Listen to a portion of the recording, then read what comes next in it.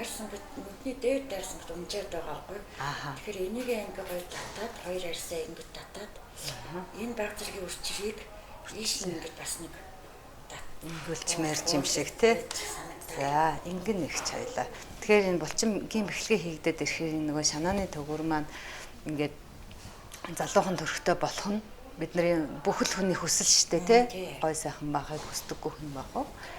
Тэгэхээр энэ бэхлэгээ хийгдсэний давуу тал нь тийм байгаа. Тэрийг тайлбарлаж өгч байна. Тэгэхээр илүүдл арьс хөндлөн болон за ер нь яг энэ бэхлэгээгээр тодорхой хэмжээний босоо өрчлөөнүүд маань арилна.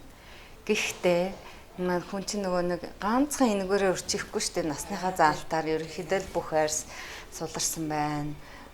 Тийм ээ өрчижсэн байна. Тийм учраас нэг давхар хавсарсан энэ юмнууд хийгдэх шаардлага гардаг учраас эдрийг дараа нь та анхаараарай заа. Энэ зундаа бол нэг нарны гэрэл тусахгүй байх хэрэгтэй болно. Яагаад тэгэхээр нарны хит ягаан туяа чинь нөгөө итгэжл үүсгэд ингээд өсөө тодроод байгаа чинь бас сорийг жоохон тодруулах магадaltaй байдаг тийм. Тэр нь энэ юу нэрий гэж их одоо тэр сарын өмнө бас орж ирэх байт юм байна. Танаас та маш их хүн ирд юм байна.